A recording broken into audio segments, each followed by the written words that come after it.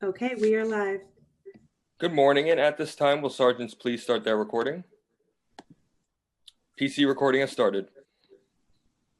According to the clouds, all set. Thank you. Backup is ready. Thank you. And Sergeant Polite, if you'd be able to start with your opening statement. Thank you.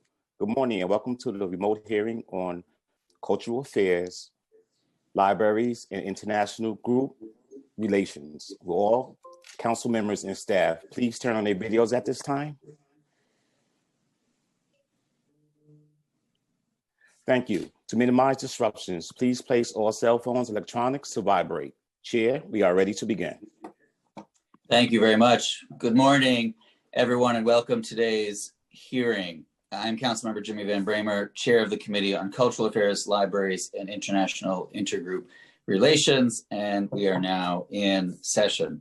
Today, the committee will be voting on two important bills, and I'm thrilled that we're joined by the entire committee this morning.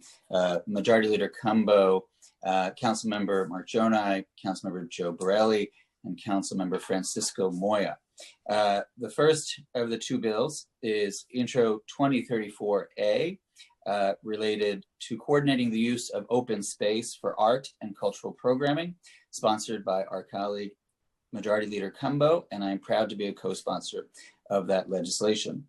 Secondly, Intro 2068A, or Open Culture, as we've been calling it, which I'm proud to be the lead sponsor on, is related to the temporary use of outdoor space for artistic and cultural events. Before I defer to Majority Leader Cumbo for a statement on her bill, I just want to say that I would like to thank all of my colleagues, as well as the cultural community, the artists and advocates, for their tireless efforts and partnership in responding to the crisis that our community's art and cultural sector has been experiencing this year. 2020 has seen the worst pandemic in our lifetimes for sure, but as we all know, while culturals have never truly closed, the hard truth of the matter is that cities' art and cultural institutions were among the first to be forced to close their doors, particularly performing arts venues of all kinds. And it has been a difficult road. We've lost at least 260,000 cultural sector jobs in the last 9 months. Just think about that for a second. They need these bills to pass. The cultural community and culturals are a major contributor, not only to our economy, but to the heart and soul of the city. When you think of this city, the iconic images and the moments that New Yorkers come to value and remember, it's often art and culture in communities, in the neighborhoods where they live, which brings the greatest joy. And culturals, while being the life of our city, have been fighting resiliently to survive this moment, even with limited reopenings and performances that we've seen over the last several months. But artists, venues, and institutions, many of which are small businesses themselves, of course, are in dire financial circumstances. Many have closed, many more are at risk of closing. And that's why it's so important that we pass these bills today and why we introduced Open Culture. Open Culture responds to the crisis directly by allowing eligible art and cultural institutions and others to be approved for use of open space. And I just want to say that 2068A is not just a cultural bill, it's a small business bill. It's a jobs creation bill. It's all of those things in one, creating a one-stop shop for expedited permits that allows for donation-based and paid ticketed events, allowing cultural organizations and artists, including individual artists, to charge for those performances and actually start to receive income for the art that they create and produce once again. And this will be in conjunction with SAPO and DOT, opening up open streets and other areas in consultation with local council members, which is a really important piece of the bill that's been added. There are thousands of arts organizations, individual artists that are available to participate, but also non-DCLA funded organizations can and will be able to access this program as long as they partner with any one of the 2,000 arts organizations and individual artists, including the 5 borough arts councils. So virtually everyone can access this program and start performing as early as March 1st, as we get this program up and running. And it is incredibly exciting to be able to have dance, music, poetry, opera, comedy breaking out literally all over the city of New York, in the streets, as the weather gets a little bit nicer. We hope for the best with COVID, but we are going to save a lot of arts organizations and put to work a lot of artists and allow them to get paid for their work, because the days of performing for free all the time have got to be over. Artists deserve to get paid for their performances and their work, and this allows for that to happen. So I want to thank everyone in the community for working with us. I want to thank Majority Leader Cumbo for her support of this bill, and also for her additional intro, which she'll talk about in a moment. And I want to thank my legislative director, Jack Bernadovitz, who worked incredibly hard on this piece of legislation. It's his first piece of legislation that he has seen through from beginning to end. My chief of staff, Matt Wallace, our committee's principal financial analyst, Alia Ali, our policy analyst, Christy Dwyer, and our committee counsel, Brenda McKinney, who I know worked incredibly hard on this piece of legislation and worked back and forth multiple times. So we're very excited for this day, very excited about this bill.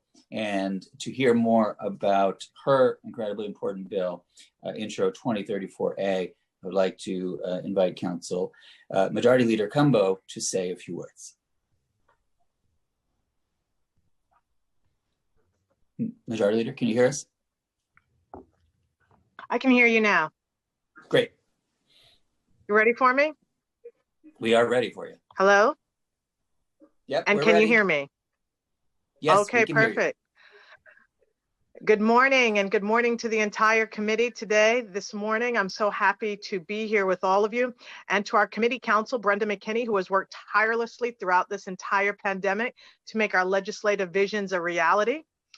Over the past 7 months, COVID-19 has impacted every sector within our city's economic structure, with arts and culture being one of the hardest hit. Prior to the pandemic, the cultural sector in New York City was one of the largest industries in New York City, employing nearly 400,000 workers, paying them $31 billion in wages, and generating $110 billion in economic activity. Yes, we are talking about the lifeline of New York City, the heart and soul, our cultural economy. In merely 7 months, employment within this sector has fallen over 60%, with 95% of organizations being forced to cancel some programming. In light of the obstacles our cultural sector is facing, it is critical that we meet this moment by passing Intro 2034 in the spirit of innovation and progressing towards a reimagined approach to how we enjoy arts and culture in New York City and beyond. Intro 2034 will require the coordination of relevant city agencies to create a mobile application that will provide information about and coordinate the use of open space for art and cultural programming, as well as providing information about low-cost or free public programs in such locations. We have seen firsthand the success of opening public spaces for entertainment purposes, most especially with the use of open streets for our restaurant industry. Now it is time that we rise to the occasion and provide public spaces for performance so that every New Yorker can enjoy the rich and diverse cultural enrichment that our city has to offer in a socially distant setting. And I just want to conclude by saying these are only first steps towards many that we are discussing and planning to make sure that the cultural economy comes back to New York in an incredible and amazing way. There's so much work that needs to be done. We've been hearing you, we are listening, and we are working towards solution. This is simply a first step towards that movement. I also want to add that I want to thank at this time Speaker Corey Johnson, as well as Jason Goldman, who have worked incredibly hard on this. During a pandemic, with there being so much need in the city of New York, I applaud them for recognizing that we can lift up the city of New York and support the cultural community at the same time. It is possible, and that we have to make sure that we bring back the arts and cultural community. I want to thank also my legislative director, Jason Herr, as well as Alicia Mercedes, my communications director, and Tasha Young, my chief of staff. So I thank all of you today for being on this hearing. We've got a lot of work to do, but we are moving in the right direction. And thank you so much, Chair Jimmy Van Bramer, for hosting and organizing this particular hearing. Thank you very much, Majority Leader Cumbo. And if there are no other comments from members of the committee, I would now like to ask Billy to call the roll for a vote on both Intro 2034A and Intro 2068A. Good morning. Excuse me. Good morning. William Martin, Committee Clerk. Roll call vote, Committee on Cultural Affairs. Both items are coupled. Chair Van Bramer. I vote aye. Cumbo. I vote aye. Jonai. Aye. Moya. I vote aye. Borelli. I vote aye.